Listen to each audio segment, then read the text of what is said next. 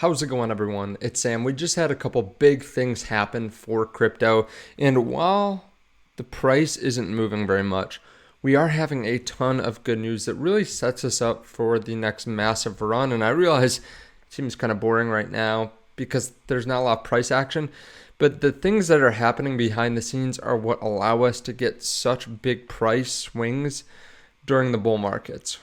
They allow us to go up to 2x, 3x, 5x, 10x. And I want to talk about a couple of those things today because one just happened within the last hour or so. And then we've had a couple big things that have happened over the last 24 hours. Let's get into it. FASB votes in favor of fair value accounting for Bitcoin. In a long-anticipated move, Bloomberg Tax reported that the Financial Accounting Standards Board is set to introduce new fair value accounting rules for Bitcoin and other cryptocurrencies. The FASB's move to introduce fair value accounting rules will require companies to regularly assess the fair market value of their digital assets and report any fluctuations in value as part of their financial statements. The old treatment accounted for Bitcoin as an intangible asset, which meant that the price went lower than what companies bought it for. They had to take an impairment charge on their books, even if they didn't sell. But if the price went up, they couldn't receive any benefit on their books unless they sold. Okay, so this might seem boring at first when you're hearing this, but this is actually really important. This is one of the biggest things I think has happened to allow large companies to buy Bitcoin. And this is going to be important for people for companies that want to store the pure form of Bitcoin on their books. So just as a reminder, basically if, let's say you had a company and you wanted to buy $1 million worth of Bitcoin and you bought it, the value of that Bitcoin went down to 600,000 and then went back up to $1 million. You would have to write it down to 600,000. So it would look like a $400,000 loss. And then you were not able to show that you actually gained it back. This was the old accounting rule. Now it's just going to be valued regularly, like a lot of other assets. So you'll be able to show it as an impairment, and then you'll be able to show that you made up the market value the next quarter. This is an example from MicroStrategy. This is about 2 years ago on their balance sheet, but it was in a Twitter thread. September 30, 2021, they had $3.16 billion worth of digital assets, original cost basis, but then the carrying value was $2.4 billion.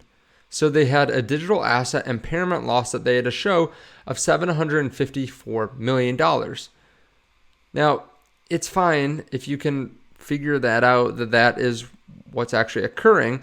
Some people don't really understand it because they're not super into cryptocurrency, or even if you are a company that understands this, a lot of your investors understand this, it still affects what is shown on different websites. For example, if you go over to MicroStrategy, you can see revenues pretty consistent, EBITDA pretty consistent, well, somewhat consistent, I guess. It goes down a little bit there, but their EPS went down $94. It was a negative $94 over one quarter in 2022. That wouldn't make a lot of sense unless you knew that they had cryptocurrency that they wrote off. That's what they described in here. This is the report, or these are the highlights from that quarter. They had revenues that were 122 million, a 2.6% decrease. So like a barely any decrease, barely any change. Their gross profit was 97 million, or about an 80% gross margin, but they had a loss of $918 million for the quarter because of digital asset impairments. So it just looks bad. I mean, MicroStrategy is one example, but let's say Microsoft wanted to buy a bunch of Bitcoin. They're regularly growing revenue, growing EBITDA, growing EPS very consistently. They don't want to show something like this, a quarter or a year where they just have this giant fluctuation. So this will help, I think, more companies buy Bitcoin or feel comfortable buying Bitcoin because they can actually account for it, and that it's a little bit easier to describe to investors what's going on. It's just that the value of your assets are going up and down. You're making an investment. And while this won't sway people that were not interested in Bitcoin in the first place, it does make it easier for those that want to buy Bitcoin and want to hold it to be able to show it in their reports and make it look a little bit less unattractive, a little bit more attractive to their investors. So again, I think this is a pretty big move and will allow more large companies to be able to buy Bitcoin comfortably.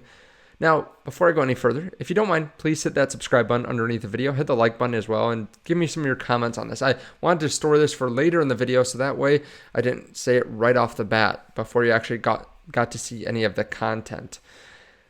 Metamask just rolled out ETH to fiat withdrawals. Now, this Twitter user tried out some transactions. They had a 9% transaction fee, but they were able to get their money out within 5 minutes into their bank account. Now, this 9% transaction fee was partly because they did a very small amount. Some of it went to fees that are just flat. So they said that they thought that they could drop it down to 4 or 5% if they did a larger withdrawal, like half an ETH, half an Ethereum, so maybe a $900 withdrawal. Now, I still think this is quite high, but when you consider what this means for the industry, it means that you're able to go straight from DeFi and holding your own keys to moving it into your bank account within 5 minutes. I think that is a pretty big step in the right direction.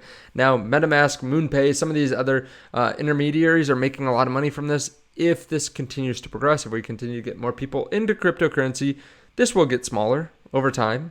So I think that is really actually just going to continue to decrease, and it will overall help people get into crypto. They can actually hold their own keys, and they're able to access their money a lot quicker. I mean, it is kind of a pain when you have to do a large transaction from something like MetaMask over to Coinbase and then sell and then take small amounts out at a time, because there's limits. So if they can get to the point where you can do large withdrawals, which I'm guessing you can because they're taking a good percentage of what you're withdrawing, I'm sure that they want some of those larger withdrawals. That could be really useful for people that want to get in and out quickly. So I think this is good news, and hopefully it will continue to lower in the cost as time goes on too. Visa is also helping increase crypto adoption. Visa's stablecoin settlement expands to Solana. So Payment Giant now uses the Solana blockchain as part of USDC focused pilots with merchant acquirers WorldPay and Nuvi. So Visa is allowing its partners to send and receive USDC payments via the Solana blockchain, as it has begun working with new merchant banks.